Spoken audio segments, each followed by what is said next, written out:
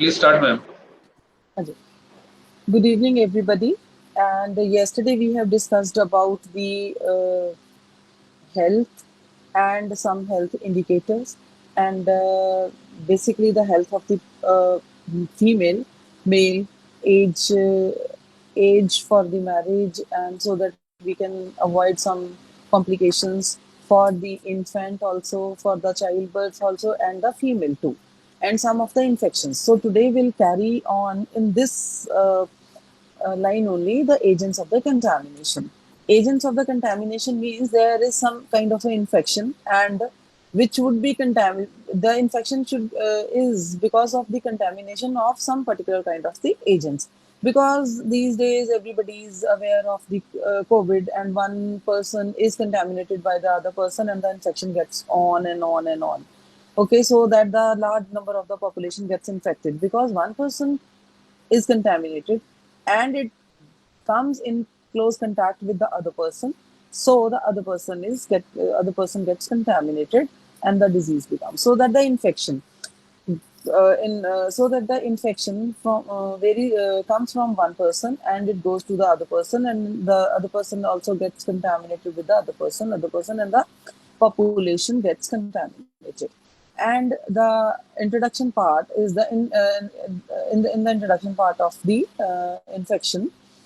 Infection is a state when the microorganisms succeed in entering a host and reproduce more of that kind of.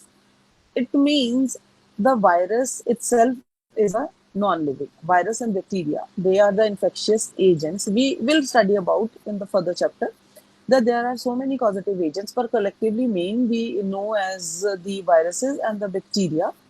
More commonly, they are the causative agents of the infection. So, but on at their own, they cannot infect the person, because they are, if living in the environment, they are actually the non-living, not the non-living. We should say that they are the non-active, but they need one host to reproduce. When they come in contact with some living host, either the animal, either any organism, or the human beings, they come in contact and they enter into the living organism. Okay, living organism, then they start multiplying. Okay, and then from one type of a bacteria or one bacteria number in bacteria or the one virus, they start multiplying.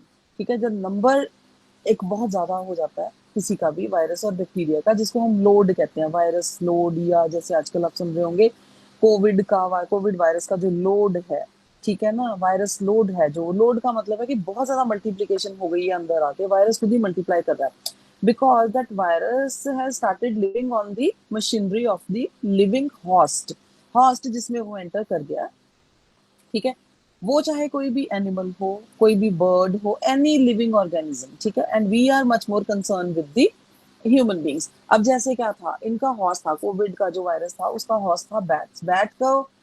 Bat के contact में अगर human आता है, चाहे वो उसको ईट किया उन्होंने चाइनीज में, वट एवर, जहां से भी हुआ, तो एक पर्सन से दूसरे, दूसरे से तीसरे, तीसरे से चौथे, फिर ऐसे ऐसे करते करते करते करते अब large population and whole of the country, whole of the world is suffering. ठीक है, बिकॉज उसको एक हॉस्ट चाहिए. जब वो क्योर हो जाता है, ठीक है, any person when it gets cured, then उसमें से वो वायरस का लोड खत्म हो जाता है, that person is now okay. फिर वो किसी के कंटेक्ट में आता है, then there is no chance of the infection, because the virus load is not there and the virus is not there. Load तो छोड़िए, virus is not there. So diseases जो है, that is outward clinical manifestation होती है उसकी, infection की. Virus enter करता है, हॉस्ट में एंटर करता है, कोई भी वायरस लीजिए, there are many number of viruses, number of bacteria, number of different agents which cause the infection. And when it enters into the host, any animal, living host, outside they are behaving as a non-living. So they are not multiplying. ठीक है, वो एक, जैसे अब Covid का भी example बार बार I taken, अगर किसी सरफेस के ऊपर अगर किसी पॉजिटिव आई मीन कंटेजियस किसी को पर्सन को हुआ था, उसने किसी सरफेस को टच कर दिया, तो वायरस रिमेन देयर.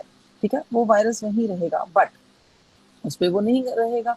और जैसे कोविड का तो अब आ गया है कि 8-10 घंटे तक कुछ सर्वाइव करता है, कपड़ों पे इतने घंटे तक सर्वाइव करता है, मैक्सिमम सर्वाइवल इसका नॉन लिविंग पे 12 आवर्स है.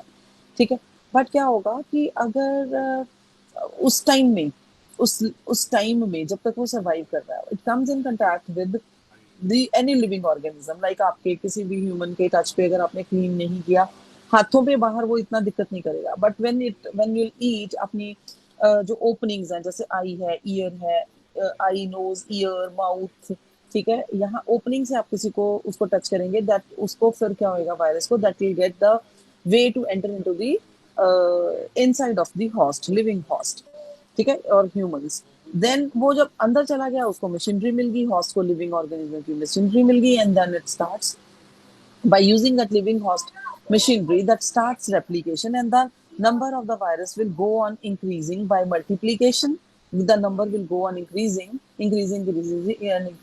and then uh, जो वायरस लोड है या बैक्टीरिया लोड है वो बढ़ जाएगा, ठीक है, और एक ऐसी पीक पे आ जाएगा, मतलब नंबर लोड के ऊपर डिपेंड करता है ना, अगर लोड कम है तो हमारा defence mechanism of the body will fight with that virus. But virus or bacteria or any causative agent of the any disease, like, ठीक है, और अगर अगर हमारा वो वर्कलोड जो वायरल लोड है, वो किसी भी हॉस्ट में उस हॉस्ट के डिफेंस मैकेनिज्म को ओवरकम कर जाए, लाइक उसकी जो बॉडी की फाइटिंग कैपेसिटी है, डिफेंस मैकेनिज्म है, जब तक तो वो कंट्रोल कर रहा है ह्यूमंस का उस वायरल लोड को, देन इट्स फाइन, तभी तो काफी लोग ठीक हो जाते हैं, जल्दी ठीक हो जाते हैं, पता भी नहीं चलता, सिम्टम्स बहुत हाई नहीं जाते, बिकॉज उनका डिफेंस मैकेनिज्म है। That's why everybody is saying that immune boosters food खाइए, इम्यूनिटी बूस्टर्स लीजिए, अपनी इम्यूनिटी को बढ़ाइए, immunity means the defence mechanism of our body. But after that what happens, अगर वायरल लोड, आपकी इम्यूनिटी थोड़ी सी भी वीक है, ठीक है, और वायरल लोड बढ़ गया है, या फिर इम्यूनिटी वीक नहीं भी थी, वायरल लोड वैसे ही बढ़ गया, मतलब आपकी एक कैपेसिटी है जो इम्यूनिटी उसको ओवरकम कर गया, वायरल लोड या बैक्टीरियल लोड और एनी पॉजिटिव एजेंट का जो लोड है या नंबर ऑफ बैक्टीरिया वायरसेस जो है वो ओवरकम कर गए, दैट मीन्स की fighting capacity, then the infection will occur, ठीक है, तब तो बीमारी की कंडीशन में और डिजीज कंडीशन में कोई भी एक पेशेंट, कोई भी एक ह्यूमन बीइंग और एनी लिविंग बीइंग आ जाता है, फिर दैट वो फिर मैनिफेस्टेशन होती है, क्लिनिकल मैनिफेस्टेशन वहां से शुरू हो जाती है। क्लिनिकल मैनिफेस्टेशन का मतलब ये होता है कि the person start showing the symptoms, like Covid के खांसी है, ब्रेथलेसनेस है, whatever the symptoms, high fever है, वो फिर क्लिनिकल मैनिफेस्टेशन शुरू हो जाती है, जब तक ओवरकम नहीं करता हमारी वो वायरल लोड, हमारी बॉडी के डिफेंस मैकेनिज्म, वो तब तक क्लिनिकल मैनिफेस्टेशंस नहीं होती हैं ऑफ एनी डिजीज और एनी इन्फेक्शन, ठीक है। सो जो विक्टिम है इन्फेक्शन का, वो डिजीज समटाइम्स ना क्वाइट फ्रीक्वेंटली होती है, कई बार बहुत फ्रीक्वेंटली नहीं होती है। अब जैसे कोई वीक हो गए हैं, उनको दोबारा भी इन्फेक्शन होता है। अब जैसे आप देखिए वायरल फीवर है, जब घर में होता है, एवरी सीजनल फीवर होता है, जब भी होगा वो सबको होके जाएगा, जिसकी इम्यूनिटी गुड होएगी उसको नहीं होगा, अंदर होगा भी तो उसके क्लिनिकल मैनिफेस्टेशंस नहीं निकल के आ पाती हैं, ठीक है। Then some infection, the diseases which occur to us without obvious fault of others, क्या कई बार क्या होता है कि हमारी कोई फॉल्ट भी नहीं होती है, उसके बगैर ही वो हमारी डिजीज हमें हो जाती है। ऐसा नहीं है कि हम लोग कंटेजियस हैं, हम लोग केयर नहीं कर रहे हैं। अब जैसे कई लोग हैं नहीं भी उनको पता है, कोई सरफेस टच कर रहे हैं, then also they are getting contaminated with the COVID, and they फिर अब कोविड का क्या है कि उसका जो क्लिनिकल मैनिफेस्टेशन आने में ना 14 डेज का टाइम लगता है, मतलब क्लिनिकली आपको सिम्टम जो नजर आने शुरू होंगे तब तक वो एसिम्टोमेटिक ही रहते हैं। समटाइम्स क्या है कि किसी की इम्यूनिटी इतनी ज्यादा कि वो एसिम्टोमेटिक रहता है, एंड एसिम्टोमेटिक में ही वो वायरल लोड खत्म हो जाता है। सो कोविड तो बहुत कॉम्प्लिकेटेड है, तभी तो इसकी मेडिसिन अभी तक नहीं बन पा रही है, the scientist they are working on. But जो ऑलरेडी वायरल डिजीजेज हैं, बैक्टीरियल डिजीजेज हैं, उसके बीच में हमें, और उसके बीच में उसके लिए हमारे पास काफी सारी चीजें हैं, और काफी सारी चीजें हम समझ चुके हैं, और उसकी हमें इसीलिए उसकी डिजीजेज भी है, like you can take the example of the simple viral fever, whatever happens in every year क्या होगा कि whenever one person of the family gets infected with the viral fever, and then everybody in the family will get infected because they are living in the close contact of that person, ठीक है, और in touch है, in touch में रहते हैं, और जो किसी चीजों को छूता है, वो कहीं टच करता है, then those things are touched by the other persons of the family, so they also get infected। But क्या है कि अब उसकी मेडिसिन हैं, मेडिसिन इफेक्टिव हैं, या एंटीपायरेटिक्स हैं जो मतलब फीवर लोअरिंग मेडिसिन होती हैं, दे आर इफेक्टिव, और उसके सिम्टम्स जाते हैं, हाई फीवर आप लोअर कर देते हो, और अगर आपका थ्रोट इन्फेक्ट होता है, and then you can have the hot gargles and all other things, you can opt, and then वो ठीक हो जाता है, ठीक है। But COVID is also a challenge these days, has also become a challenge these days, so this is also viral disease which is a contagious, जिसके symptoms अभी तक हमें पता चले हैं कि इतना इतना इसको आपको बच के रहना है, इतनी देर तक सर्वाइवल है, अपने हैंड वॉश कीजिए और अपने सर्फेसिस वॉश कीजिए, सैनिटाइज कीजिए, तो उससे बचे रहेंगे, ठीक है। और सोशल डिस्टेंसिंग है कि पास मत जाओ, because this is also a viral disease, जैसे वायरल बैक्टीरिया क्लोज कंटैक्ट में आने से होते हैं वैसे इससे भी होंगे, ठीक है। तो वायरल वर्कलोड बढ़ेगा, फिर क्लिनिकल मैनिफेस्टेशंस हैं, ठीक है। So this is the same thing, अगर आप सोचें, अगर आपको समझ आ रही है तो, ठीक है। अब now will discuss the agents of the contamination क्या है। सिंपल तो बात हमें पता चल गई। सो एजेंट्स जो हैं, जो एक्चुअली एजेंट्स का मतलब क्या है, जो एक्चुअली डिजीज करता है, लाइक वायरस, बैक्टीरिया, यही एजेंट है। कोविड का वायरस है, वो एजेंट है, ठीक है। So these are the microorganisms, वही माइक्रो ऑर्गेनिजम्स की कैटेगरी में सारे के सारे आ गए। माइक्रो मतलब बहुत छोटा ऑर्गेनिज्म जो नजर नहीं आता है, और it is visible with the use of the microscope. So Covid virus, कोई भी एनी वायरस, बैक्टीरिया, जो भी है, ठीक है, इन ये सारों को हम कलेक्टिवली क्या कहते हैं, microorganisms. They are the microorganisms which contaminate the living body or an inanimate substance with their presence either on or in it, या उसके ऊपर या अंदर, ठीक है, लिविंग हॉस्ट के एंटर करके और टच से कंटेमिनेट होके अंदर फिर चला जाता है further. They belong to either of the following categories: viruses, rickettsiae, bacteria, fungi, protozoa, metazoal parasites, and the ectoparasites. ये सारी कैटेगरीज है। I mean there are viruses and number of viruses, मतलब वायरसेस अगर आपने कैटेगरी ले ली, there are so many viruses of different diseases with the name of the after the name of the disease. I mean different vibrio cholerae, cholera करता है तो vibrio cholerae है, that's also, ठीक है। एंड बैक्टीरियाज के भी हैं examples, fungi हैं, फंजाई डिफरेंट है, एक फंजाई का एक ग्रुप है, उसमें बहुत सारे हैं जो ऐसे डिजीजेस करते हैं। फंजाई भी क्या है, कंटेमिनेट होती है, एंड देन फर्दर उससे after some time clinical manifestations होती हैं, that in that person in which the person will come in contact with the infected person, और वो कंटेमिनेट होके आगे आफ्टर सम टाइम, जो एक इंक्यूबेशन पीरियड होता है, ठीक है, उसके बाद क्लिनिकल मैनिफेस्टेशन शुरू हो जाती है। मेटाजोल पैरासाइट्स होते हैं, एक्टोपैरासाइट्स होते हैं। So these are various, but आपके बहुत ज्यादा वेराइटी नहीं है। Will read about them little bit, like कौन कौन से डिजीजेस करते हैं, आपको थोड़ा समझना है, बहुत डिटेल में नहीं है हर डिजीज। हमें एजेंट्स ऑफ कंटेमिनेशन पढ़ना है, इस चैप्टर का नाम ही एजेंट्स ऑफ कंटेमिनेशन है। So you try to like variety of the agents, और कौन कौन से तरह की डिजीजेस करते हैं, और थोड़ा बहुत उनके बारे में, ठीक है। They are all parasitic in nature because they live at the expense of the host and that they invade, what I have told you, like they cannot survive at their own. If they are living in the outer side of the environment, then they behave like the non-living. So okay, they don't I mean they don't get multiplied, but as and when they enter into the host, living host, they start using the machinery of the living host, then they start multiplying like anything, okay, and then they multiply, and after some multiplication, like the virus load, bacteria load और fungi load और protozoa load जब एक defence mechanism को host के overcome कर जाता है, only then they start showing the only then the host start showing the clinical manifestations. जो जिस होस्ट को हुआ है उसी वही बीमार होगा, ठीक है, वायरस कर देता है उसको ऐसे करके। So the detectable clinical manifestation जो डिटेक्ट होती हैं, मतलब जब वो सिम्टम्स आने शुरू होते हैं, दिखने शुरू होते हैं कि बीमार हो गया, उसको फीवर हो गया, ठीक है, of any of the infection of the disease. तो फॉर एग्जाम्पल जैसे कि virus that causes influenza, I have already discussed about the viral fever, जो कि वायरस है, हर साल फीवर होता है आपको, वो इन्फ्लुएंजा वायरस से होता है, ठीक है। एंड आपको मैं बता दूं, आज से 100-200 साल पहले इन्फ्लुएंजा वायरस भी कोविड वायरस की तरह ही आया था, और इसी तरह से डेथ हुई थी, इसी तरह से सोशल डिस्टेंसिंग एंड ऑल होना शुरू हुई थी, because the influenza virus was also very dangerous at that time. After that antibodies develop हो गई हैं, एंटीबॉडीज के शॉट्स भी लेते हैं, और हमारी बॉडी में ही इम्यून सिस्टम डेवलप हो गया। इसी तरह से we need to fight with the COVID. एंड इसी तरह से जब इम्यूनिटी डेवलप हो जाएगी और कोई ना कोई वैक्सीनेशन आ जाएगी, और या फिर हमारी बॉडी भी आई थिंक के एंटीबॉडीज डेवलप कर लेगी, इम्यून हो जाएगी, सेल्फ इम्यून हो जाएगी, then it would be like any other disease, any other viral disease होती है, जैसे फीवर होता है, ठीक है। तो ये भी इसी तरह से बनने वाला है।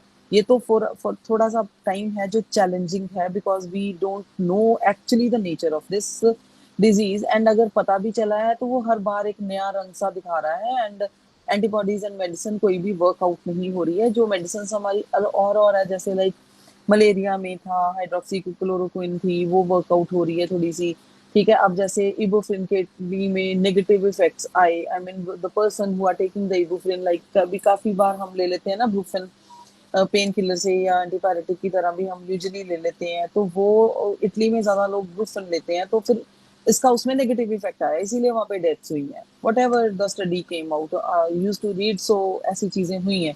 तो अभी तक हमें पता नहीं है कि कौन सी मेडिसिन और कौन सा नेगेटिव कौन सा पॉजिटिव इफेक्ट दिखा रही है। कुछ मेडिसिन है दे स्टार्ट वर्किंग, बट ये है कि चलो क्योर होके बंदा आ जाता है, ठीक है।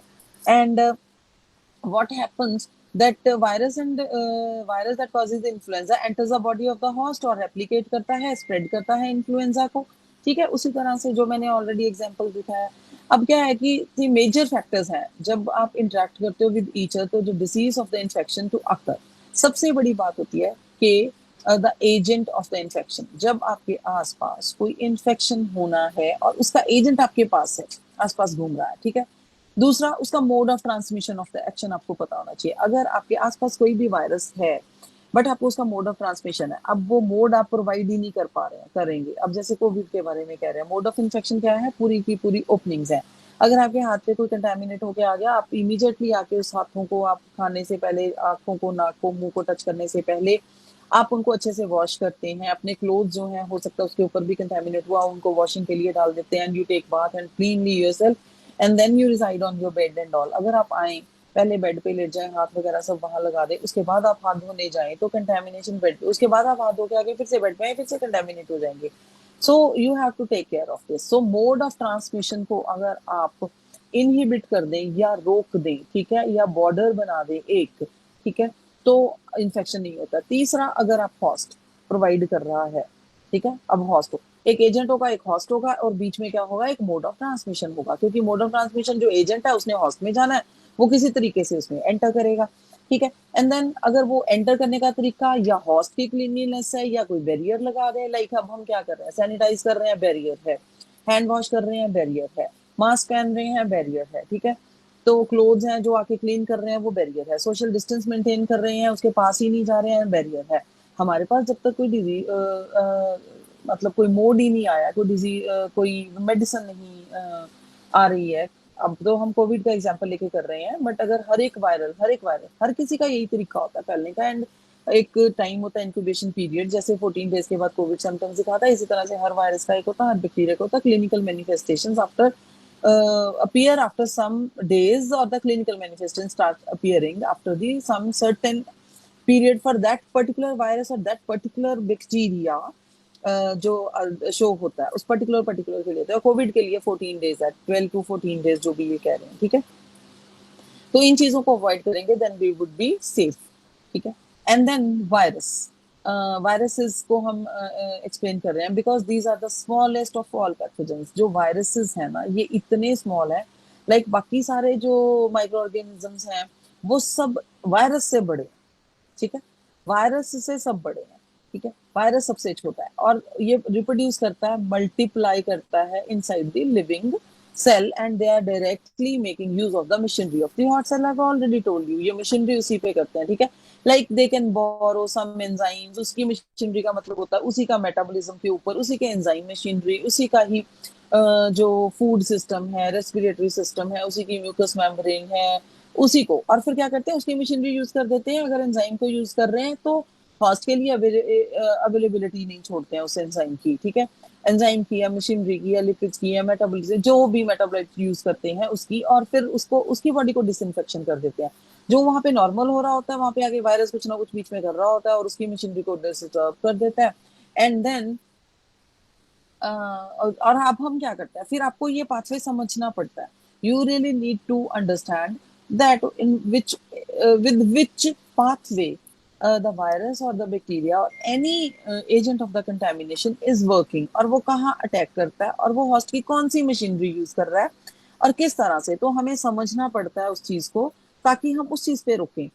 हमने क्या किया कि कोविड का हमें पता चल गया तो हमने आउटर वाला संभाल लिया, अब इनर वाला अभी तक समझ नहीं आ रहा है सब लोगों को कि वो कहाँ अटैक करता है। थोड़ा बहुत पता है, बिल्कुल क्लियर नहीं है। और अगर पता चल गया तो उसके लिए मेडिसिन नहीं बन रही कि उसके अगेंस्ट, अब ये पता चल गया तो उसके वहां पे कौन सी मेडिसिन या किस चीज से वो रुक रहा है। थोड़ी बहुत जो भी वर्क कर रही है, बट 100% कोई भी वर्क नहीं किया। हाँ, मैं आपको ये बताऊंगी कि थोड़ा सा जो इंडिया में डेथ रेट कम है, ठीक है, और जापान में, ठीक है, जब जापानीज पर्सन एंड इंडिया में रिकवरी रेट एक तो ज्यादा है, ठीक है। दूसरा, कंटेमिनेट तो हो रहे हैं, रिकवरी रेट ज्यादा है और थोड़ा डेथ रेट कम है, ठीक है। वो इसलिए बिकॉज जो बीसीजी का वैक्सीनेशन है ना, जैसे बर्थ होता है तो सबसे पहले बच्चे को बीसीजी का वैक्सीन जो टीबी के अगेंस्ट लगाया जाता है, ट्यूबरकुलोसिस के अगेंस्ट लगाया जाता है, वो जापानीज जापान में भी इसी तरह से होता है और इंडिया में भी इस तरह से होता है।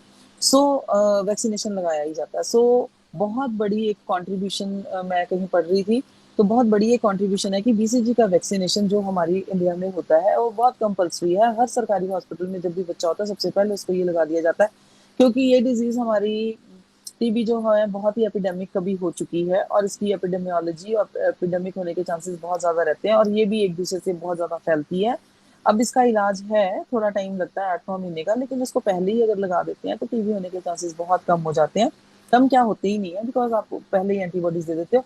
तो वो जो वैक्सीनेशन है जो हमारी इंडियन पॉपुलेशन ऑलमोस्ट सबको इम्यूनाइज्ड किया हुआ है, वो इससे बचा रही है कोविड से। उसका एक पॉजिटिव इम्पैक्ट आ चुका है, that is saving Indian population, की इसमें रिकवरी रेट और डेथ रेट बहुत कम है।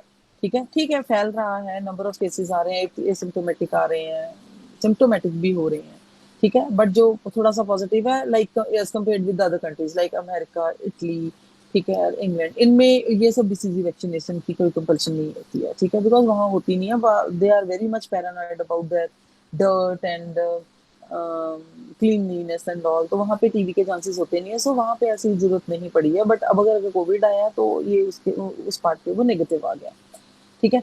एंटीबायोटिक्स जो होते हैं, जैसे viruses, they making their own hostel machinery for the reproduction, escape destruction by the antibiotics, ठीक है। ये डिस्टरप्ट भी नहीं होते हैं with the use of the antibiotics, ठीक है। So this is why an infection by the virus is much more serious than the infection by an other category of the microbial agents of the disease.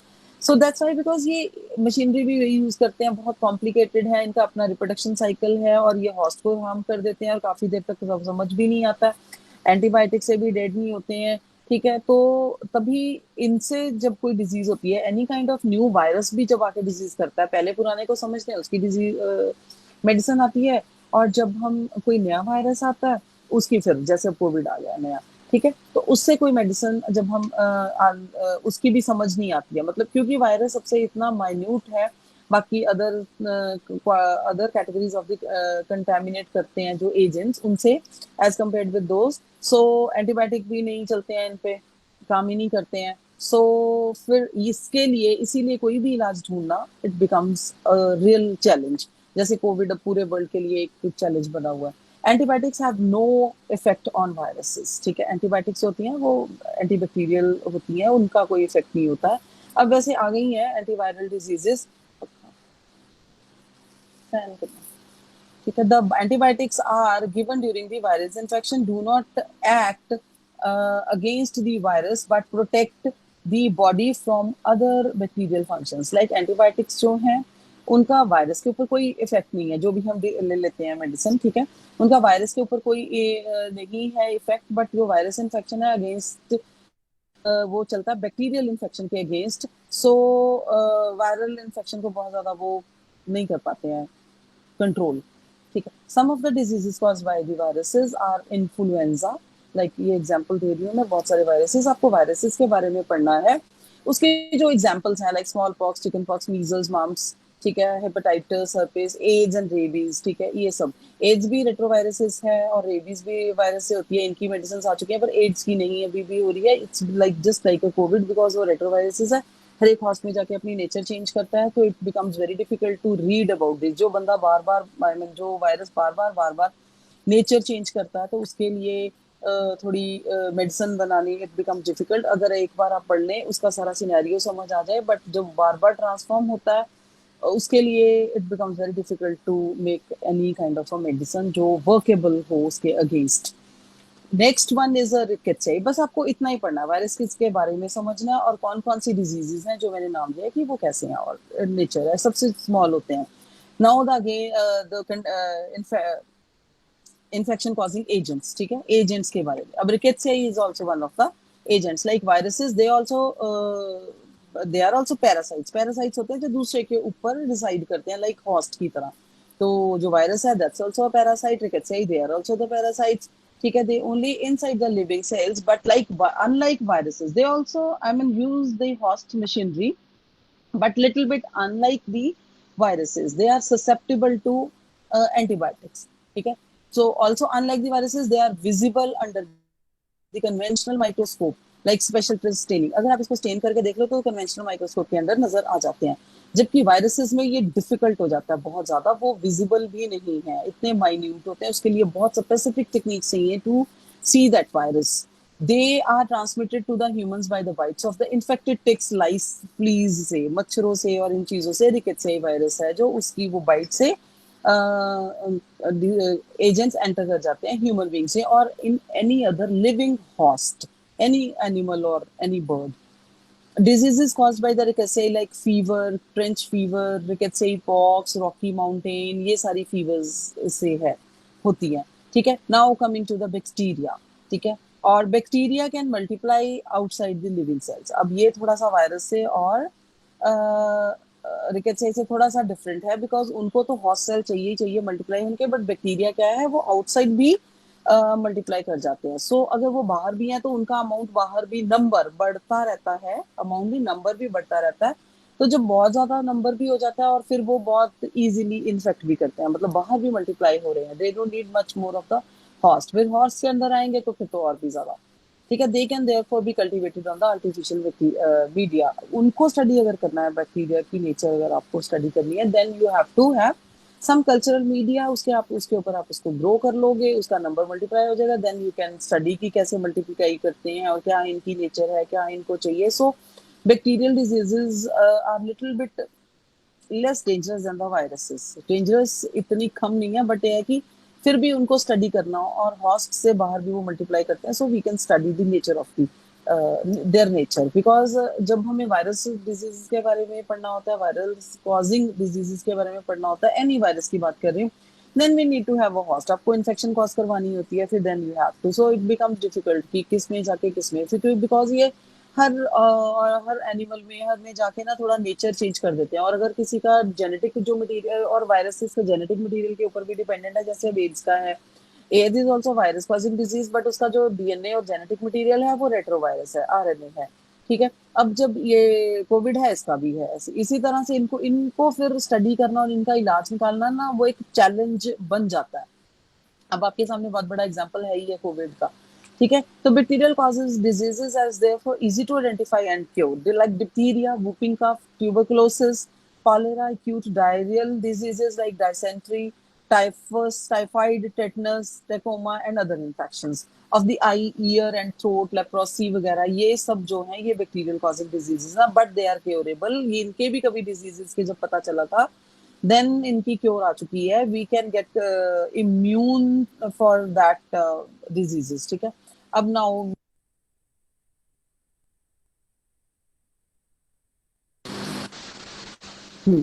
Fungi, तो these fall in between the free living and the host dependent parasites. ये भी क्या है, fungi भी क्या है, free living भी है और हॉस्ट में भी आके मल्टीप्लाई कर जाती है, ठीक है। In other words, they can live outside the living organism and totally dependent upon it. So इनका क्या है कि ये बाहर भी मल्टीप्लाई करती हैं फंजाई, और लिविंग भी हॉस्ट जब हो जाती हैं तो अंदर आके मल्टीप्लाई करती हैं। बाहर अगर, जैसे क्या है, सम, अब फंजाई में ना क्या है कि सम बेनिफिशियल फंजाई भी हैं और सम डिजीज कॉजिंग भी हैं। अब लाइक अगर आप एग्जांपल लें, मशरूम है, वो भी एक फंगस है, ठीक है। वो इंडिपेंडेंटली ग्रो करती है लिविंग हॉस्ट से, ठीक है, बाहर ही ग्रो करती है, होस्ट पे तो नहीं है। While they are the obviously grow करने के लिए तो कुछ ना कुछ चाहिए ना, उसके लिए लिविंग उसको भी ग्रो करना वो तो चाहिए, बट एक ही होस्ट को डिजीज कॉज करके वो ऐसा नहीं है।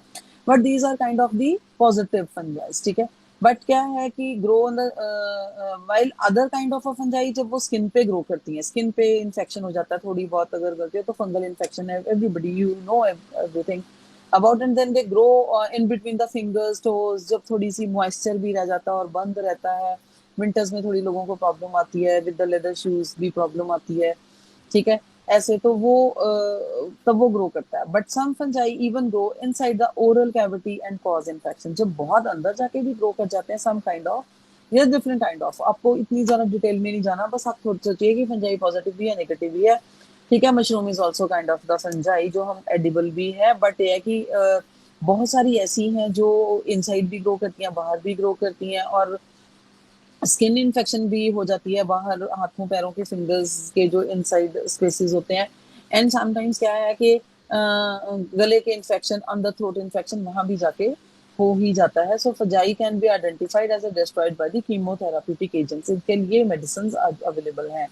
And others are the protozoas. These are single-celled organisms and can be identified under the microscope and destroyed with the suitable chemotherapy.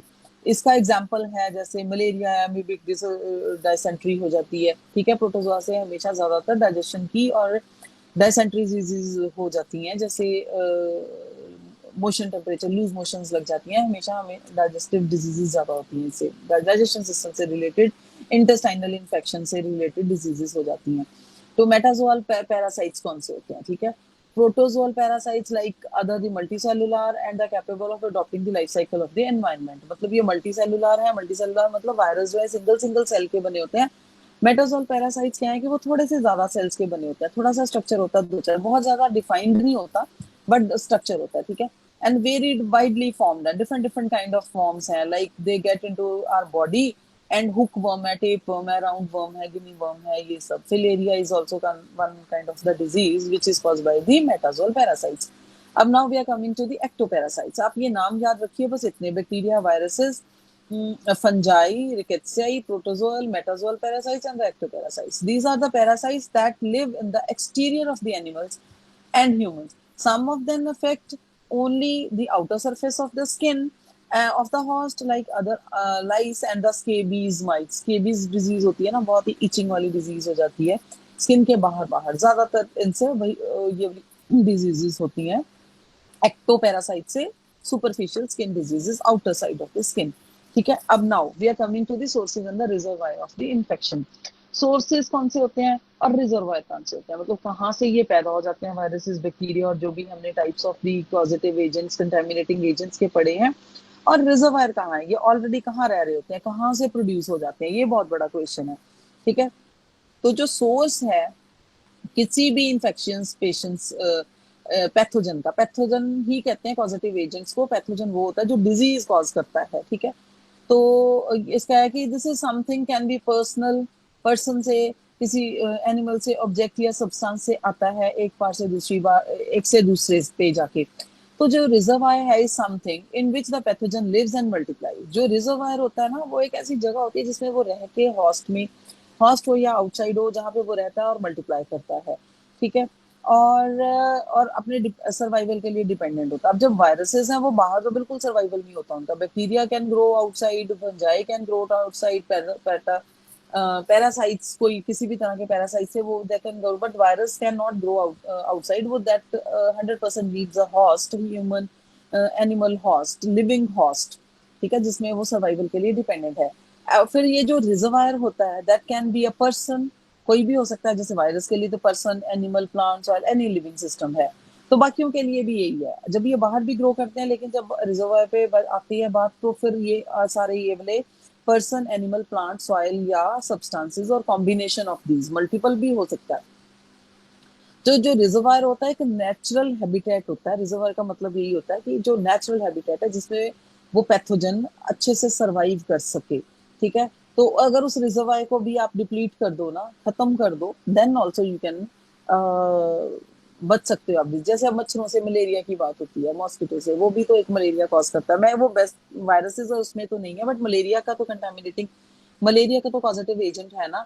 तो उसका रिजर्वायर क्या होता है? वो गंदे पानी भरा हुआ या छप्पड़ जो होते हैं या गंदा पानी और जो भी चीजें होती हैं, जब वो उसका आप रिजर्वायर खत्म कर दोगे, मच्छर खत्म हो गए तो मलेरिया खत्म हो गया।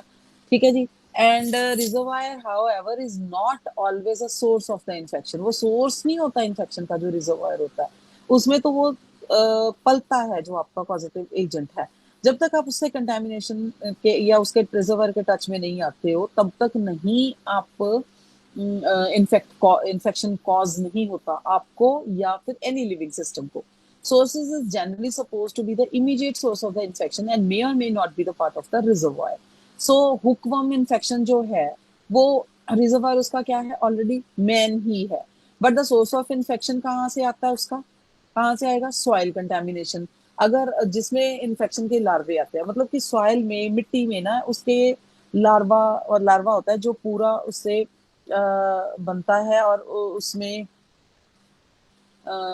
मतलब लार्वा होता है कि जो पूरा ग्रोन बैक्टीरिया या पॉजिटिव एजेंट है ना, जब उसकी अडल्ट फॉर्म होती है, उससे पहले जब वो एक प्यूपा, लार्वा, ये वाली फॉर्म्स होती है ना, उसकी लाइफ लाइफ सर्कल की एक फॉर्म्स होती है ना, वो इनएक्टिव होती हैं। ठीक है। वो उसमें सरवाइव कर रहा होता है सॉइल में। जब वो सॉइल गंदा कहीं भी मैन के अंदर चला जाता है, सपोज कहीं से भी खाने में टच होके या किसी तरह से, या फूड बाहर आप खाते हो कोई गंदे हाथों से या वट एवर, कैसे भी इनसाइड चला जाता है, एंड देन तो वो मैन के अंदर चला जाता है, then man becomes a reservoir of that hookworm. फिर वहां से डिजीज होनी शुरू हो जाती है। ठीक है। और इसका क्या है कि इसका जो सोर्स है ना सॉइल में, कहाँ से आता है? जैसे इसका सोर्स है यूरिन ऑफ द पेशेंट्स, या कंटेमिनेटेड फूड है, या फीसिस मटेरियल है, या वाटर या मिल्क में से कहीं से भी आ जाएगा। ठीक है। So these three kind of, अब क्या है कि काइंड ऑफ रिजर्वायर जो है, जैसे ह्यूमन है, एनिमल्स हैं, और एनी नॉन लिविंग थिंग्स हैं। ठीक है। तो उनको हम थोड़ा सा डिटेल में पढ़ते हैं कि जैसे ह्यूमन रिजर्वायर है। ह्यूमन रिजर्वायर में क्या होता है कि जो वायरल डिजीजेस हैं, या इन्फ्लुएंजा हो गया, measles, chicken pox, mumps, worms, और एड्स, पोलियो, ये सारी वायरल है। और लेटेस्ट आप इसमें ऐड कर लीजिए कोविड। ठीक है। इसमें क्या है कि ये कैसे फैलती हैं? सबसे बड़ी बात मैं आपको जो मैंने बताया, person who have a disease, जिसके पास, जिसको डिजीज ऑलरेडी हो चुकी है, अगर वो कोविड के चक्कर में ही आप दे लो, if you can, if the covid person, like अब आप सोचिए, अगर the person who doesn't have any disease, ठीक है, वो अगर मास्क पहन,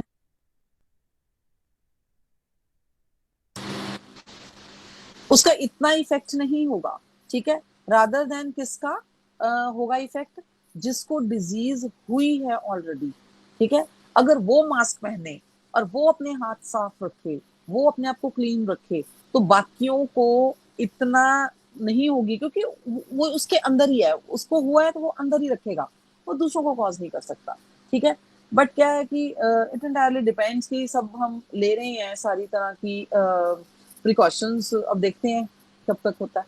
ठीक है। तो इस तरह से पर्सन टू पर्सन डिजीज फैलती है, और एक इंक्यूबेशन पीरियड होता है, और एक डिफेंस मैकेनिज्म होता है, जिसको ओवरकम कर जाता है जब वायरल लोड, तो वो डिजीज के क्लिनिकल मैनिफेस्टेशंस, मतलब क्लिनिकल सिम्टम्स शो होना शुरू हो जाता है। And I have given you the example of already the influenza, and बहुत सारी चीजें डिस्कस कर चुके हैं हम। ठीक है। इन्फ्लुएंजा एंड ये सारी डिजीजेज हैं, जो भी है, सारी तरह की वायरल डिजीज एक ही तरह से होती हैं। नंबर दूसरा है कि person who have the infection agents in their system but do not show any evidence disease. अब कोविड के चक्कर में देख लो, अब आपको बहुत सारी चीजें हैं जो एसिम्प्टोमेटिक है, बट वो वायरस तो कॉज कर रहा है ना। ठीक है। उसको पता नहीं है।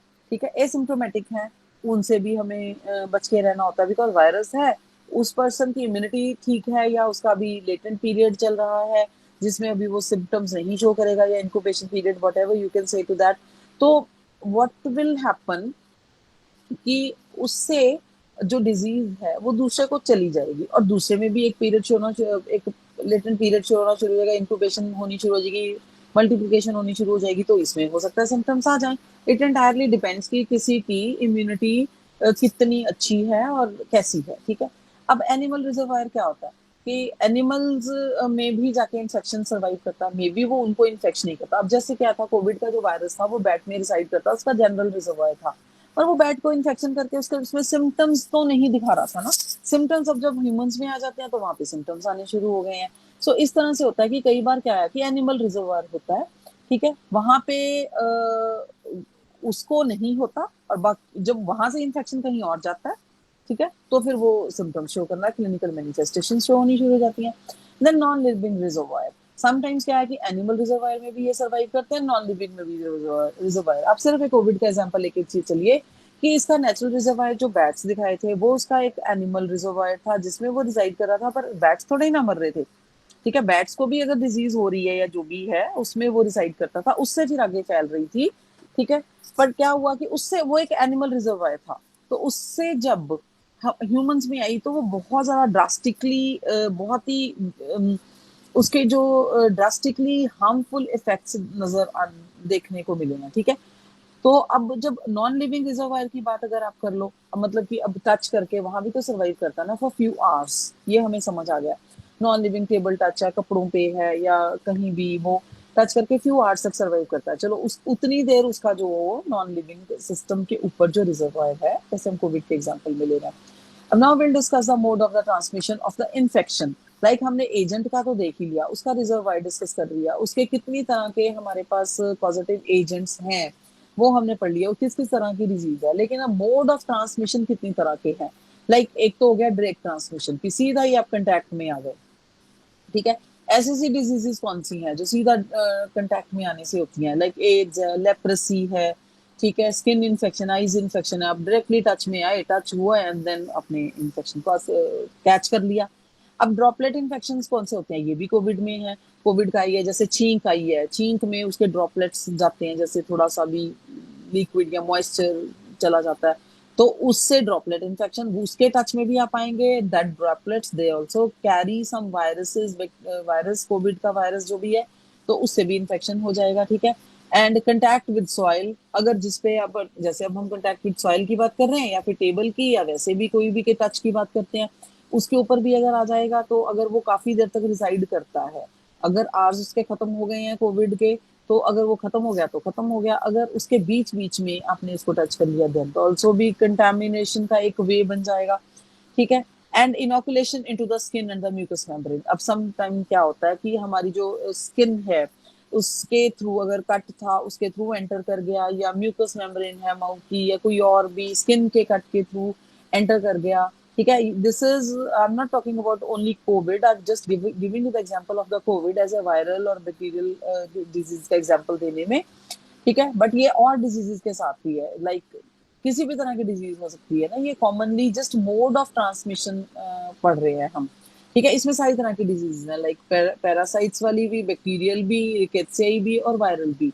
इन सब में से कोई भी मोड हो सकता है इन सारी डिजीजेस को, पॉजिटिव एजेंट्स की डिजीजेस को कॉज करने के लिए, ठीक है। अब फिर ये तो था डायरेक्ट वाले में, हमारे पास आ गए थे ये कि डायरेक्ट कंटामिनेशन है, ड्रॉपलेट इन्फेक्शन है, कंटैक्ट विद सॉइल है, इनोकुलेशन होगी through skin and mucous membrane, and then the transplacental transmission, वो तो क्या होती है, वो तो हेरिडिटरी डिजीज होती है कि मदर से जब बच्चों को चली जाती हैं डिजीजेस, ठीक है। हर्पीस वायरस, हेपेटाइटिस, एड्स, ये सारी वायरल फीवर वायरस वाली जो फीवर डिजीजेज हैं या बैक्टीरिया वाली डिजीज अगर मदर को होती हैं, अगर वो उस वक्त कंसीव करते हैं तो वो बच्चों को भी आगे हो जाती हैं, ठीक है। समटाइम्स मतलब इसके बड़े सारे रीजंस हैं, होने के चांसेस होते हैं, ठीक है। इनडायरेक्ट ट्रांसमिशन में क्या आ गया फिर, इनडायरेक्ट ट्रांसमिशन में क्या है, अब जैसे कोविड में भी है कि एक बंदे ने कैरी किया है, उसको पता भी नहीं है, दूसरे के पास पहुंच गया, ये खुद तो एसिम्प्टोमेटिक था, थर्ड वन को हो गया, उसमें सिम्प्टोमेटिक भी बन गया। It entirely depends upon the immune system and immunity, ठीक है। The disease agent first get out through some, then something carries out in the new host, मतलब कुछ लिया और खुद यूज नहीं किया या खुद ऐसे ही रह गया और दूसरे को चला गया, तो इनडायरेक्ट, ठीक है। अब वेहिकल बोन भी होती हैं, जैसे इन्फेक्शियस एजेंट है समथिंग जो हम कैरी करते हैं, like water, ice, food items, particularly vegetables, drinks. अब ये भी कोविड के बारे में आपको मैं बता रही हूँ, जैसे कि कोई वेजिटेबल हॉकर है आपके पास, लेके आया, उसने बोरी को हाथ लगाया और बोरी रख दी, बीच में कंटेमिनेटेड थी सब्जियां जो भी, उसने खुद तो टच की नहीं, ठीक है, बट वो बाद में चाहे कर रहा, आपने वो ले ली तो आप इनडायरेक्ट हो गया, जो बीच वाला लेके आया दैट इज नॉट, वो व्हीकल बोन होती है। व्हीकल बोन हो गई लाइक किसी भी चीज के थ्रू या मिल्क प्रोडक्ट्स के थ्रू, ब्लड सीरम के थ्रू, किसी भी ऑर्गन के थ्रू, किसी भी तरह से ऐसी डिजीजेस जब हो जाती हैं जिनका इनडायरेक्ट हो या व्हीकल बोन हो किसी चीज के ऊपर लग के, वेक्टर बोर्न कौन सी होती हैं कि कोई ऐसा इन्फेक्शियस एजेंट जो कैरी करता है और ससेप्टेबल है पर्सन, और ट्रांसमिशन जो है मैकेनिकल और बायोलॉजिकल कोई भी हो सकता है।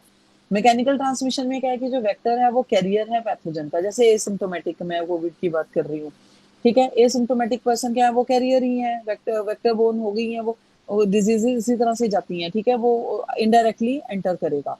फिर एयरबोर्न का तो आपको पता ही है, जो एयरबोर्न होती हैं वो तो हवा में ही आ जाता है, वायरस या बैक्टीरिया, तो फिर तो it becomes very difficult to I mean to control this kind of a disease, जो एयर में ही वायरस आ जाता है, बिकॉज आप बाहर भी जाते हो देन ऑल्सो। जो वायरस फीवर हर बार आता है वो एक एयरबोर्न सा ही बन जाता है, क्योंकि इतने लोगों को होती है, इतने लोग छींक रहे होते हैं, इतने लोग टच कर रहे होते हैं, इतना सब कुछ चल रहा होता है, तो वो एक हवा से में ही आ जाता है कि आप कहीं से भी आसपास से भी निकलते हो, किसी ना किसी को हुआ होता है तो वो आपको उसको कंटैक्ट में आते हो और आपको हो जाता है।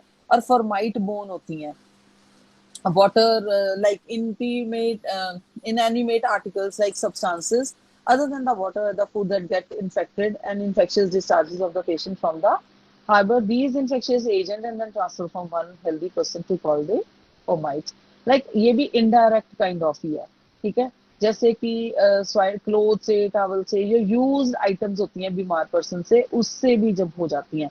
अच्छा, अब जैसे क्या है कि फीसिस है, कोई भी बंदा गया, उसने टॉयलेट की जैसे खेतों में की, और उससे वाटर, फिंगर्स, फ्लाई या सॉइल उसके ऊपर टच किया, फिर वो फूड के ऊपर जाके बैठेगा, या उससे फीसिस से कोई वाटर कंटेमिनेट हो गया तब वो पर्सन तक पहुंचे, या फीसिस से जो सॉइल कंटेमिनेट हुआ था वो उससे एक ह्यूमन तक पहुंचे, और जो फीसिस हैं उसके फिंगर्स लगी हैं, फ्लाइज उसको टच करती हैं, फिर वो फूड पे बैठे, ठीक है, फिर वो फूड हम खा लेते हैं, तभी तो कहते हैं ना कि वो पता नहीं कहाँ कहाँ बैठ के आई होंगी, फिर वो क्लीन नहीं होता फूड, उससे भी हॉस्ट में चली जाती हैं चीजें।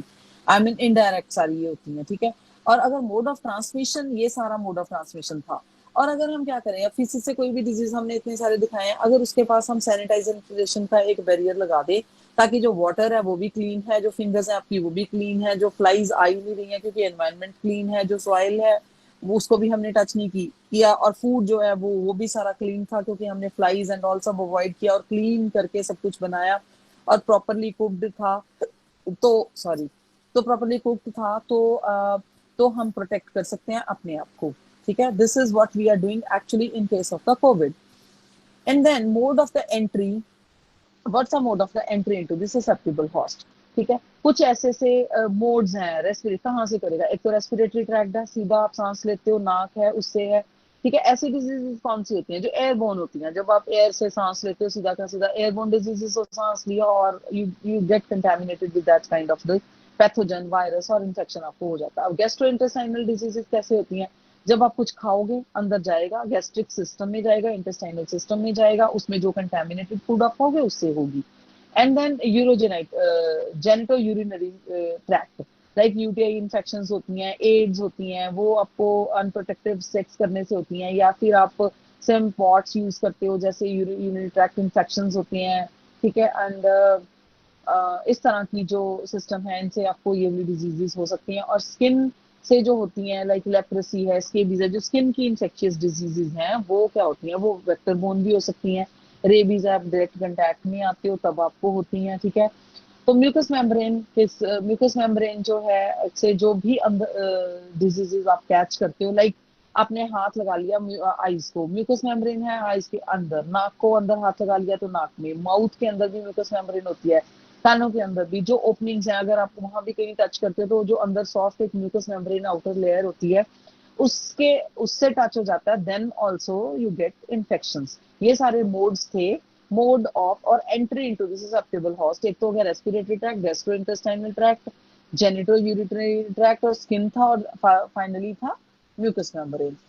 एंड देन प्रिवेंट कैसे करना है हमने फिर इन डिजीजेस को, prevent and control of the infectious diseases, like ultimately हमने, अब हमें सब समझ आ गई है, तो सैनिटाइजेशन सबसे बड़ी बात, और क्लीन एनवायरनमेंट, खाना क्लीन, फ्लाइज को, सॉइल को, ये सारी सारी चीजें हमने देखनी है, which we are discussing along with, like agent of the source as a reservoir. सबसे पहले तो रिजर्वायर को खत्म करो, ठीक है, objective in the destroying it. Reservoir को अगर आप डिस्ट्रॉय करते हो, सपोज आप रिजर्वायर, मच्छरों की मैंने बात की थी, गंदा पानी और ये खड़ा हुआ पानी अगर अवॉइड करते हो तो रिजर्वायर अवॉइड हो गया, और वैसे और भी जो चीजें हैं, लाइक कोविड का तो अभी हमें समझ नहीं आया, पर कोविड का ये है कि लोगों से आ रहा है एक दूसरे से, तो वो हम क्या कर रहे हैं, अगर हम डिस्टेंस ले रहे हैं तो वो अभी जो फॉर द टाइम बीइंग एक पर्सन जो कैरी कर रहा है वो उसका रिजर्वायर बना हुआ है। ठीक है, जो कैरी कर रहा है, जो इन्फेक्टेड है या एसिम्टोमेटिक है या सिम्टोमेटिक है, अगर आप सोशल डिस्टेंसिंग कर रहे हैं, अपने आप को प्रोटेक्ट कर रहे हैं, दैट मीन्स आप रिजर्वायर के आप पास नहीं जा रहे हैं, डिस्ट्रॉय तो नहीं कर सकते हैं, पास नहीं जा रहे हैं, सो that's why you can save your self. You can not allow the information to disease spread the new host। इससे क्या होएगा कि आप एक इन्फेक्शन को एक ही जगह रख रहे हो और अगली जनरेशन में या अगले नॉट जनरेशन लाइक अगर और बहुत सारी पॉपुलेशन में, ठीक है, आप स्प्रेड होने से उसको बचा रहे हो, क्योंकि आप उसका मोड ऑफ ट्रांसमिशन कंट्रोल कर रहे हो। ठीक है, protecting the host by making him or her strong enough to resist the infection of the disease. और आप ये कह रहे हो, आप एक हॉस्ट है, जब आपको पता चल गया है कि this person is can become a host, ठीक है, या ऑलरेडी एक पर्सन हॉस्ट है, वो एग्जांपल ले लो, तो बाकियों को रेजिस्ट करो उससे मिलने में जब तक कि वो क्योर ना हो जाए। फॉर दैट टाइम बीइंग आप सोशल डिस्टेंसिंग और आप अपनी पूरी सैनिटाइजेशन और उसको आइसोलेट करके जब तक वो ठीक ना हो जाए तब तक आप अवॉइड करो, so that you can control the diseases. Controlling the agent sources and reservoir, ये सारी चीजें आ चुकी हैं। सबसे पहले क्या करना है, आपको आइसोलेट करना है पेशेंट्स को ताकि इन्फेक्शन ना हो दूसरे लोगों को। तो उसमें आपको क्या करना है कि एज पॉसिबल है पेशेंट को सेपरेट कर दो दूसरे लोगों से, उस रूम में रखो जहाँ पे वेंटिलेशन है उसको। ठीक है, अटेंडेंट अगर नेसेसरी हो तभी उसके पास जाए। ठीक है, और सोप और उसके जो पेशेंट के सोप टावल वगैरह सब चीजें हैं वो वही यूज करें, आप ना यूज करें। बाकी जो नॉर्मल हेल्दी पर्सन हैं, जितने भी क्लोथ्स हैं उसको सेपरेटली वॉश किया जाए, जितने यूटेंसिल्स हैं उनको भी सेपरेटली वॉश किया जाए जो वो पेशेंट यूज करता है। ठीक है, और पेपर जो उसके जो भी वो यूज करता है उसको क्लीन करके, या फिर उसकी जो थ्रो करें बिन में भी जिसमें भी थ्रो करते हैं वो भी एक सेपरेट हो, सेपरेट ही उसको फेंका जाए, सेपरेटली उसको दिया जाए। और जो क्वारंटाइन वर्ड अब आ गया है, दैट इज कॉल्ड, वो एक आइसोलेटरी एक प्रोसीजर है जो इन्फेक्शियस जब डिजीजेस होती हैं ऑलरेडी हम पर्सन को क्वारंटाइन करते ही थे। ठीक है, क्वारंटाइन का मतलब ही ये होता है कि उसको थोड़े दिन थोड़ा सा साइड पे रखो जब तक उसके सिम्टम्स खत्म ना हो जाएं और वो बिल्कुल हेल्दी होके वापस ना आए तब तक। ठीक है, तो चिकन पॉक्स जैसे कि अब था, अब कुछ कुछ चीजें हैं जैसे आइसोलेशन और क्वारंटाइन जो वर्ड आ गया है उसको अगर आपने करना है तो किस डिजीज में कितना करो। लाइक चिकन पॉक्स है, ठीक है, तो 6 डे 7 दिन तक तो आपको रख करके रखना ही पड़ता है जब तक उसके वो जो रैशेज हैं वो सारे ठीक नहीं हो जाते हैं। मीजल्स में भी आपको 3 डेज तक करके रखना पड़ता है उसको। ये सारी डिजीजेज है, ऐसे आपकी बुक में बहुत सारी डिजीजेज दी हुई है जिसमें नंबर ऑफ डेज या टाइम का ड्यूरेशन बताई हुई है कि इस डिजीज के लिए you have to quarantine that particular person who has become sick with that disease, you are suffering with that particular disease, he or she has to be quarantined for that particular period of time or that particular days of time। ठीक है, और जब तक उसके symptoms खत्म ना हो जाएं, दैट ही और she should be quarantine for that particular period. Destroying by, अच्छा अब एक और मीनिंग है destroying by the heat. Like जैसे कि वायरसेस सपोज या बॉडी में, अब जैसे कोविड का एग्जांपल है, वो आपको पता चल गया कि वो 4 डेज तक, I am just giving the example of the Covid again and again because this is positive agents of the virus and bacteria diseases, and this is very common and you people already know much more about these things, so मेरे लिए बहुत easy है आपको समझा पाना, to make you people understand. ठीक है, destroying by heat like boiling water से, आप जब आपको पता चलेगा कि कोविड से अगर आपके अंदर चला भी गया है, that survive 3 to 4 days in your throat, तो बाय दैट टाइम आप उससे गार्गल्स कीजिए, जैसे नॉर्मल वायरल फीवर में करते हैं, आप अपने गले को ठीक रखिए, गार्गल्स कीजिए, गर्म पानी पीजिए, बार बार पीजिए, ताकि वो अगर थोड़ा सा बच जाता है और मल्टीप्लाई करता है हॉस्ट में तब फिर से उसको आप क्लीन कर दो। ठीक है, तो क्लीन करके बाहर या स्पिट कर दो या स्टमक में चला जाएगा अगर गर्म पानी लेंगे, so that you can avoid that pathogen या कोविड वायरस को आप थ्रोट से आपके लंग्स में जाने से अवॉइड करें ताकि वो सीधा स्टमक में जाए, वहां जाके वो इनएक्टिव है बिकॉज वहां पे आपका ऑलरेडी जो एनवायरमेंट है दैट इज एसिडिक, तो कोविड वहां भी सर्वाइव नहीं करता। सो आप इस तरह से कीजिए, क्योंकि अगर आप गले को नहीं ठीक करेंगे 3 4 डेज तक, आपको नहीं पता थोड़ा थोड़ा सा खराश होनी शुरू हुई है एंड देन वो एंटर कर जाएगा लंग्स में, फिर आपके लिए it becomes very difficult. Steam लीजिए तब तक आप, ठीक है, बॉयल करिए वाटर को, और वो ताकि वो क्लीन हो ठीक हो जाए, ना आपको ज्यादा कर पाए अफेक्ट। ठीक है। पास्चराइजेशन भी एक होता है कि एक सर्टेन बैक्टीरिया को, जब भी आप कोई चीज यूज कर रहे हैं, जैसे मिल्क है, आपको लगता है कि मिल्क से कुछ भी आपको आ सकता है, मिल्क इन्फेक्शन है, तो उसको काफी देर तक पास्चराइजेशन होता है, एक सर्टेन अमाउंट तक उसको स्टरलाइट करने का एक होता है। I don't remember the actually time and the temperature, but वो पास्चराइजेशन आप चेक कर सकते हो कहीं भी, वो हमेशा मिल्क की जाती है, बिकॉज जो आपके पास पैकेज में दूध आता है वो पास्चराइज भी होता है, क्योंकि वो एक आप एक सर्टेन टेम्परेचर तक और काफी देर तक, कितनी देर तक और एक सर्टेन टेम्परेचर पे उसको पास्चराइज करते हैं, तो उसमें ग्रोथ नहीं होती है फिर। ठीक है। और उसके बाद है, अगर आप स्टीम लेते हैं, ठीक है, स्टीम 100 डिग्री सेल्सियस तक अगर आप करते हैं तो बैक्टीरिया एंड स्पोर्स वहां किल हो जाते हैं। ड्राई हीट भी होती है, एयर फ्रायर्स हैं, आप ड्राई करते हो, बर्न करते हो, स्मोक करते हो, वहां भी हो जाते हैं। अब डेस्ट्रॉइंग बाय ड्राइंग, लाइक हीट से ड्राई करते हो, ठीक है, जैसे माइक्रो ऑर्गेनिजम्स है जस्ट कॉजेज दी मेनिंजाइटिस, मेनिंजाइटिस होता है जो दिमाग को बुखार चढ़ जाता है, सिर को बुखार चढ़ जाता है, ठीक है, तो उसको भी अगर आप ड्राइंग से, जैसे long and dust and suppose को सर्वाइव ही नहीं करने देते हो, ठीक है, and destroying with the sunlight, कुछ ऐसी चीजें हैं जो सनलाइट में बैठ के सन की लाइट से डिस्ट्रॉय हो जाते हैं। Destroying with the chemical and disinfectant antiseptic, जैसे अब कोविड के लिए हम सैनिटाइजर्स यूज कर रहे हैं, अल्कोहलिक सैनिटाइजर यूज कर रहे हैं, ठीक है, तो ऐसी चीजों से, और या फिर फिल्ट्रेशन से आप उसको रिमूव कर सकते हो। आपको मतलब बहुत सारे वेरियस मेथड्स हैं, आपको देखना है कि कौन सा वायरस है या क्या, किस चीज का डर लग रहा है, किस तरह से ये फैलेगा। अब जैसे कोविड के बारे में लोग अवेयर हैं, सो उसको हम उस तरीके से अपने आप को बचा सकते हैं। अच्छा, अब कुछ ऐसी चीजें हैं जिनके लिए जो पहले भी बहुत डेडली डिजीजेस बन गई थी, फिर उसके लिए इन्फेक्शन वैक्सीनेशन आ गई, कुछ ऐसी वैक्सीनेशन जैसे बीसीजी है, मीजल्स हैं, चिकन पॉक्स है, इन सबके एक वो आ गए हैं, वैक्सीनेशन आ गई हैं जो बचपन में सबको दी जाती हैं, ठीक है, और एक्टिव इम्यूनाइजेशन भी की जाती है। जैसे active active immunization is what is the one of the most powerful and the cost effective weapon of the modern medicine. Control of the infections like polio, tetanus, diphtheria and measles like based on this procedure. आपको पता है कि बचपन में जब होता भी नहीं है हम इसको पहले ही दे देते हैं, बट ये क्या होती है कि नॉन डिजीजिक फॉर्म्स होती हैं, अटेन्यूएटेड वैक्सीन होते हैं और किल्ड वैक्सीन होते हैं, ठीक है। तो अगर हम देखें कि वैक्सीन डोज है जो एंटीबायोटिक परसिस्टेंस की, और अटेन्यूएटेड वैक्सीन देते हैं जैसे बहुत लो वैक्सीन देते हैं, ठीक है। किल्ड वैक्सीन में क्या करते हैं हम, क्योंकि वही एक जो वैक्सीन बनते हैं ना, इम्यूनाइजेशन, वो उसी उसी के ही बैक्टीरिया वायरसेस होते हैं जो हम थोड़े अमाउंट में देते हैं, लेकिन उसका एक पार्ट जो डिजीज कॉजिंग होता है ना, उसको हम डेड करके देते हैं, उसको कहते हैं अटेन्यूएटेड वैक्सीन। और एक किल करके देते हैं, वही बैक्टीरिया बिल्कुल किल कर देते हैं, मतलब कि उसमें डिजीज कॉजिंग की कैपेसिटी रहती ही नहीं है।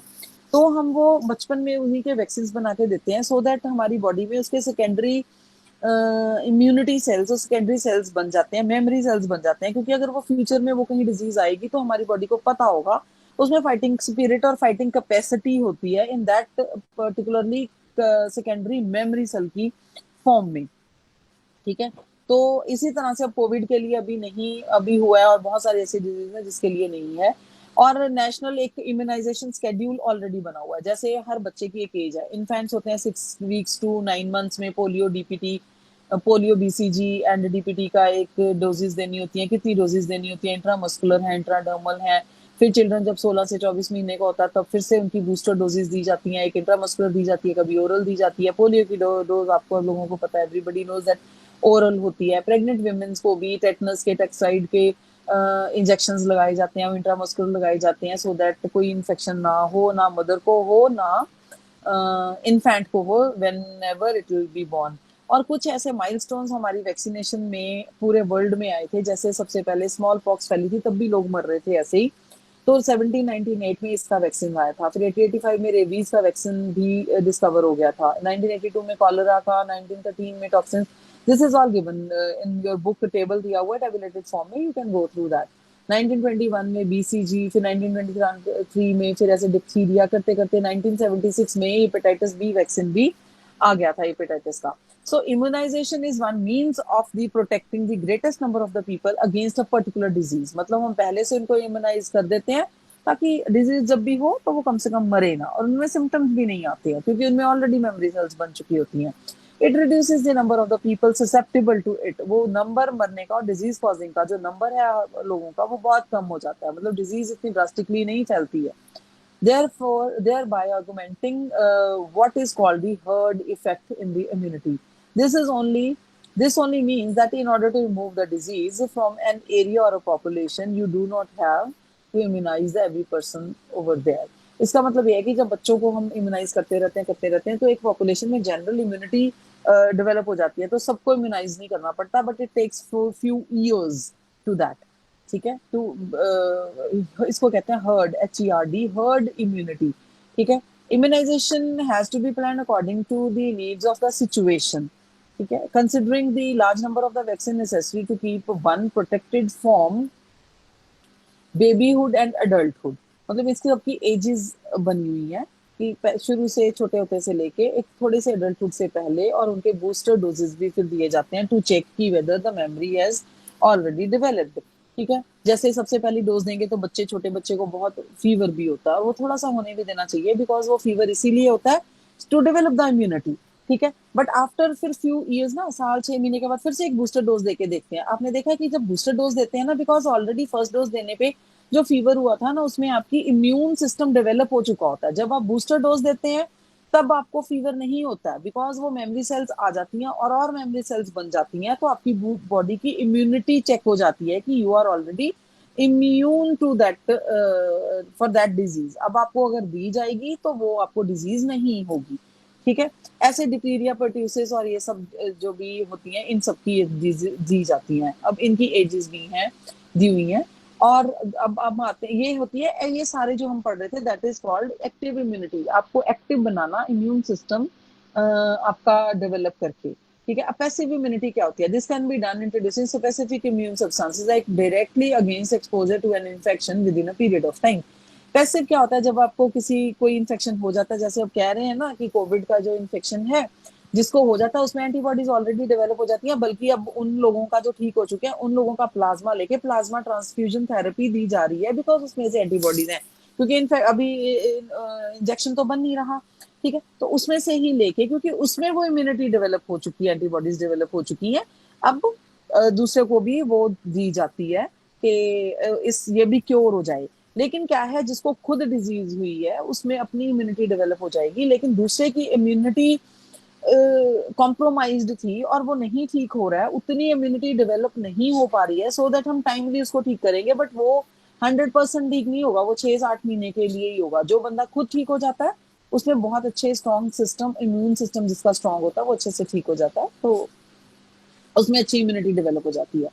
ठीक है, अब क्या है कि एनवायरमेंटल सैनिटाइजेशन एंड सेफ्टी। कहते हैं जो हॉस्ट है ना, उसकी एबिलिटी होती है डिफेंड करने की अपने आप को। डिफेंड करने की मतलब लाइक मी है, हम मैं हॉस्ट अगर बनूं किसी वायरस के लिए या बैक्टीरिया के लिए, देन मेरी अपनी इम्यून सिस्टम है, ठीक है, जो वर्क कर ही रहा है मेरे मुझे प्रोटेक्ट करने के लिए।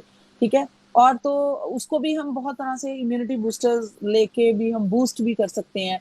और कुछ ऐसी प्रोफाइलेक्सिक मेडिसिन होती हैं like immunity boosters, vitamin C, E, we have already discussed in nutrition, DNHE1 में immunity boosters होते हैं जो, ठीक है, ताकि वो प्रोफाइलेक्टिक हम ले लेते हैं।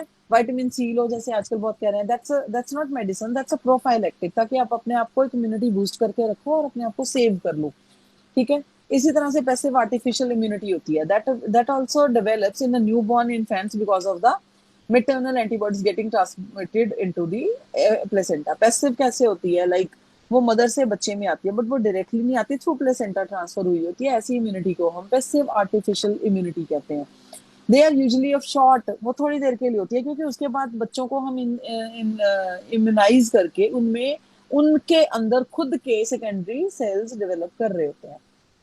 ठीक है, अब now role of the environment in protection for the infection and diseases, ये मुझे लगता है बताने की जरूरत ही नहीं है। रोल ऑफ एनवायरनमेंट प्रोटेक्ट करने में, अब आजकल कोविड है, एवरीबडी नोस कि कैसे करना है, सैनिटाइज करना है, क्लीन करना है, माइक्रो ऑर्गेनिजम्स के रिजर्वायर को डिस्टर्ब करना है, अपने आप को एक बीच में एक सैनिटाइजर का एक बैरियर बना के रखना है। ठीक है, सैनिटाइजेशन, एयर क्लीन होनी चाहिए, रिजर्वाइज नहीं होने चाहिए, आपको सोशल डिस्टेंसिंग रखनी है, अपने आप को उन चीजों से बचाना जिनसे ना हो, लाइक कहते हैं कि आइसक्रीम या ठंडी चीजें मत खाओ।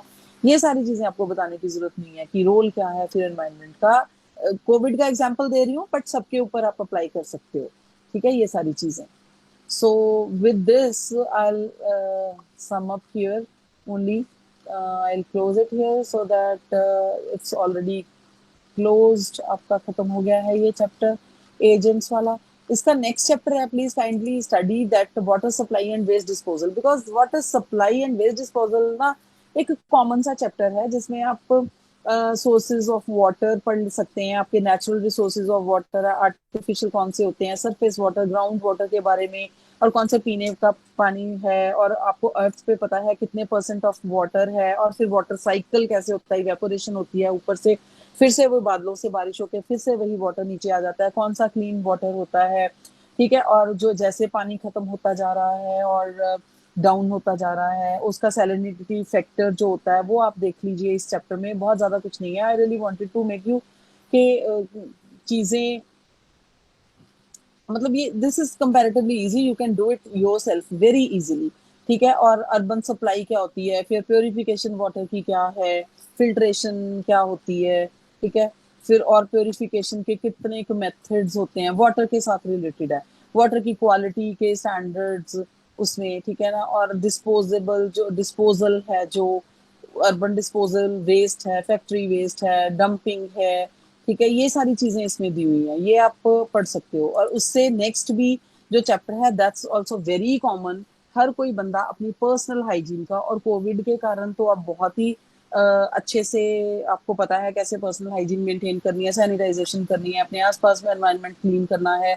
तो पर्सनल क्लीनलीनेस का कैसे ख्याल रखना है, कैसे cleanliness of hands and feats and nails का ख्याल कैसे रखना है, cleanliness of mouth and teeth का कैसे ख्याल रखना है, केयर ऑफ हेयर कैसे होनी चाहिए, care of eyes and years, this is all become in comes in a personal cleanliness, care of external genitals कैसे केयर करना है, ठीक है, रेस्ट कैसे करनी है, स्लीप, अपने माइंड को भी कैसे सेट करना है, एक्सरसाइज, फिटीग एंड पोस्चर का कैसे ख्याल रखना है, जिससे आपको सिटिंग पोस्चर्स में या स्टैंडिंग पोस्चर्स में या कंप्यूटर पे काम करके आपको दिक्कत आती है, और फटीग्ड कैसे रहते हो, थकावट किन किन चीजों से होती है, उन चीजों का ख्याल रखना है, ठीक है। जो पोस्चर, हाँ पोस्चर का ऑलरेडी टोल्ड यू, और अपनी हैबिट्स का ख्याल रखना है। सबसे पहले आपको अपनी ईटिंग हैबिट्स के बारे में, फिर स्मोकिंग हैबिट्स हैं, बाउल हैबिट्स हैं, ठीक है, इन सब चीजों के बारे में। और फिर जो अगर आपको अब्यूसिव सब्सटेंस है, like some people they really wanted to have some good amount of alcohol, ठीक है, उस अल्कोहल से कौन से बैड इफेक्ट आपकी पर्सनैलिटी के ऊपर आते हैं, ड्रग अब्यूज है, कुछ लोग ड्रग्स हैं या मेडिसिन ज्यादा खाते हैं, फिजिकल एडिक्शन, साइकोलॉजिकल एडिक्शन का भी ख्याल रखना है,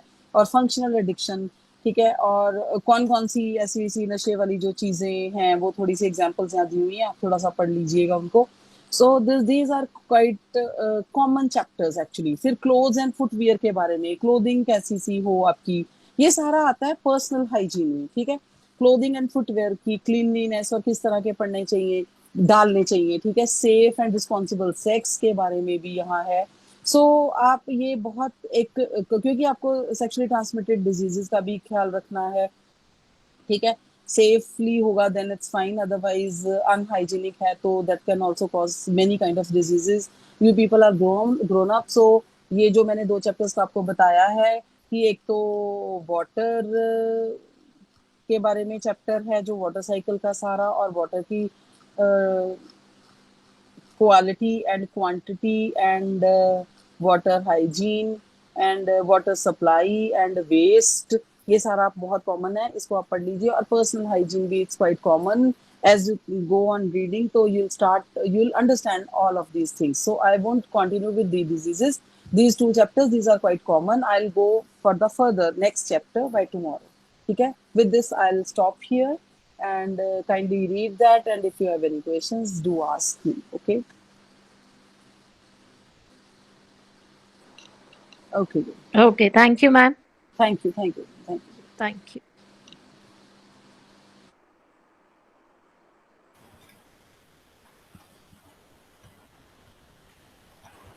हेलो। Hello ma'am. हाँ जी सर, एक बात पूछनी थी, ये